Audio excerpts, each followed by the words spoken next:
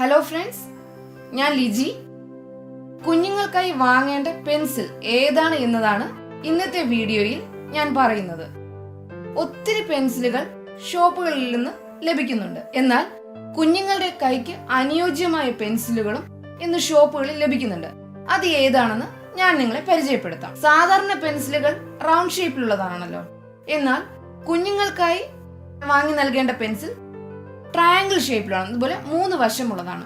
ഇതിന്റെ പ്രത്യേകത കുഞ്ഞുങ്ങൾക്ക് ഗ്രിപ്പ് ചെയ്യാനും അതുപോലെ നല്ലതായി ബാലൻസ് ചെയ്യാനും ഏറ്റവും എളുപ്പമാണ്. അതാണ് ഇതിന്റെ പ്രത്യേകത.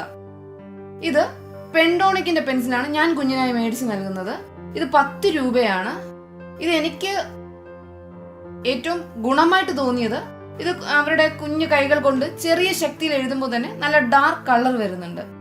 അതുപോലെ തന്നെയാണ് അവർക്ക് ഗ്രിപ്പ് ചെയ്യാൻ നല്ല എളുപ്പമാണ്, നല്ല സ്ട്രോങ് ആണ്.